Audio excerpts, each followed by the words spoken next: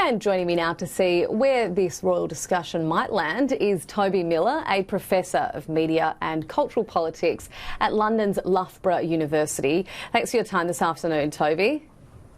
Good to be with you. So let's talk about this summit. Exactly who will be in attendance and what's going to be the top of the agenda for it? Well, exactly is a difficult word to use, actually, Charlotte, because some of that is not entirely known. For sure, the Queen and Prince Charles and Harry and William will be there. And it's rumoured, though not clear, that Meghan Markle may participate via audio link from Vancouver in Canada. In terms of the agenda, I imagine it's going to be a mixture of carrot and stick, to use a cliche. In other words, the royal family saying, we want you to be part of us, to be on board, to be fulfilling your duties as we see them. And we think that that's a good thing and will help everybody involved and will help Britain, will help the Commonwealth and so on. And by the way, if you're bad kids, we might cut off some of the money. So it'll be a mixture of those things, probably. Yeah, so they cited in Harry and Meghan, they cited in their Instagram post where they announced this without much warning at all, that they would be starting to stand on their own feet financially. But there are a lot of complications around that. I mean, even if they are to keep their titles, that would, you would think, help them financially somehow, be able to keep their profile going. Even the renovations that they've done at Frogmore College, I understand that they intend to split their time between the US and living at that house that they've just renovated with quite a bit of the taxpayers' money there in England. How does that work? I mean, this isn't as easy as they're said in that Instagram post, is it? Money's always complicated, as you and I both know. And of course, in this case, there is a mixture of funding. So there's a thing called the Duchy of Cornwall, which Harry's father, Prince Charles, has, which brings in millions every year, much of which he gives to his son.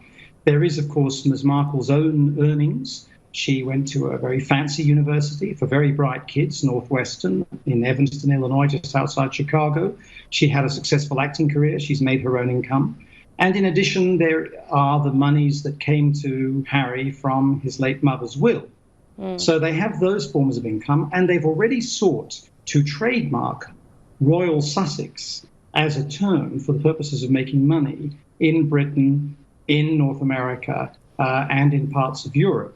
So they've got some plans. How they'll work out, we don't know. And of course, in terms of the cost of security, it's estimated that the royal family's annual security or policing costs to keep them safe is £100 million. Who's going to pay that if they're in Canada?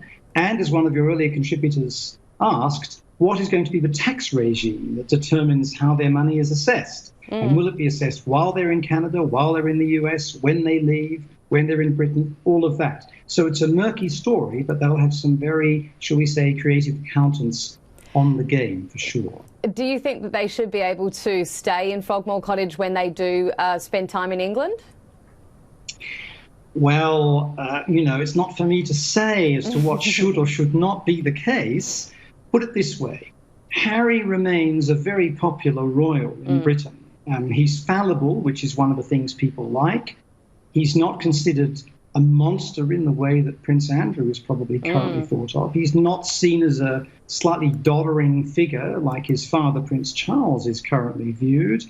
And for many people, particularly young people, he's reached outside the kind of white ethnic notion of what monarchy means in marrying somebody who is highly educated, who is African American, who's from somewhere else, and who has her own career and says she's a feminist.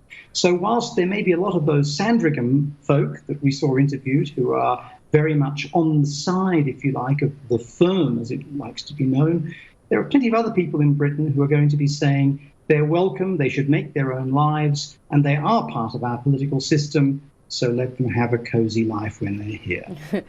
The fact that, I guess, the rumour that we're hearing at the moment with this summit is that Meghan's not going to be there, but she will be phoning in from Canada to listen to the meeting and, I guess, contribute in that way.